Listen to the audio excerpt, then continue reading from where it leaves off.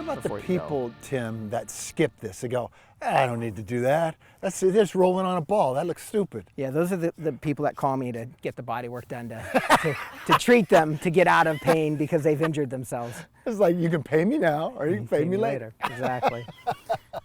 And you know, those are the ones that think they're in such a rush to get results that they think they have to push through this pain and push through these things. And what ends up happening is it prolongs their ability to generate the results because they're laid up and they can't push like you're going to be able to push because you've done the proper work and you won't get injured.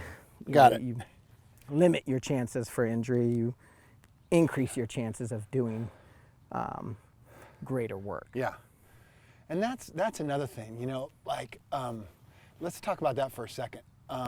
What I've noticed about like really great performers, whether it be, you know, on stage or on the field or in the boardroom, it's the best performers that I've ever been around show like tremendous restraint. They don't push, you know, over the limits. They recover. Yeah, you know, it's I think the restraint comes, you know, it's an interesting concept because all the great performers that I've ever worked with, they're always pushing themselves to the edge. Yeah. But in order to be at the edge, there's so much that has to occur before they get to the edge to make sure that when they are at the edge, they're safe. Yeah. So it's all this work that allows you to just push yourself to that point where you improve, because it's at the edge where improvement occurs. Yeah.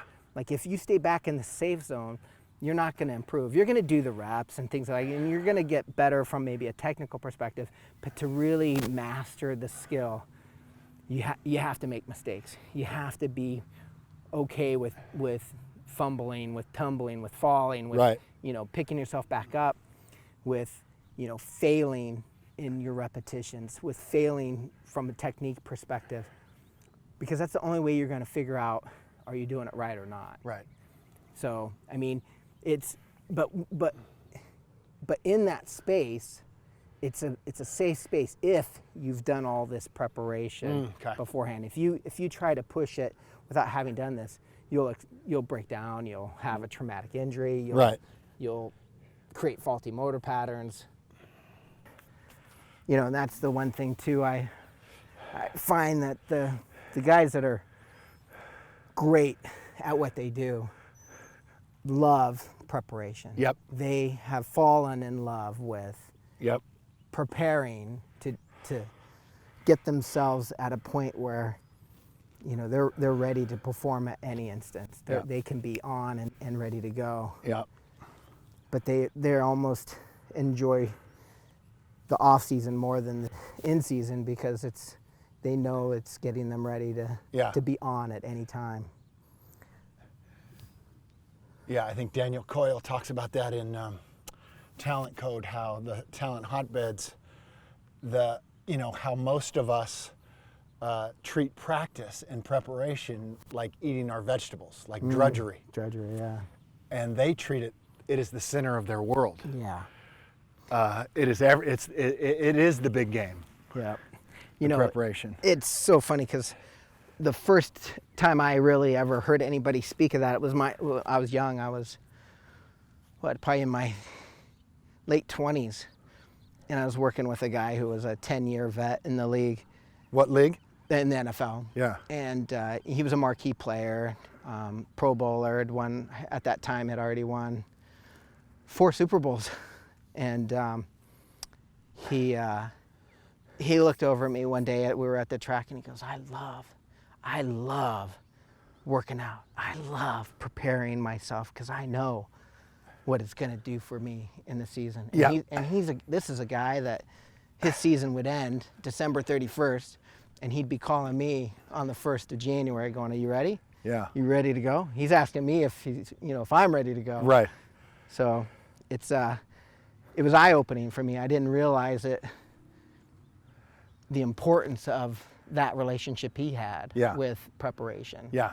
And then he went on to play 17 years in the league, never missed a game ever.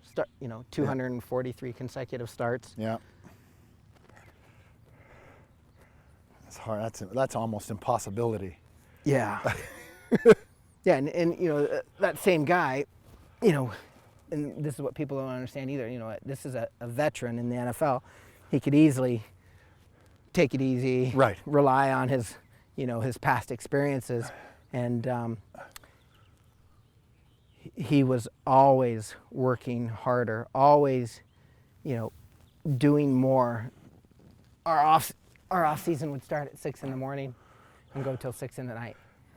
And this is a guy, 12 hours of, it wasn't continuous work, but a block of 12 hours that he committed every day in the off season. Wow.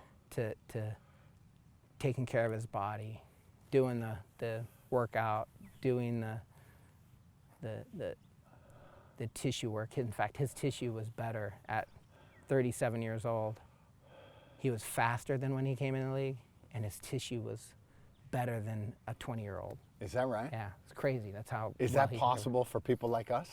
Yeah, absolutely. It's possible. Obviously there's a sacrifice that needs to occur to do that, and the commitment to the work to do that, but it's definitely possible.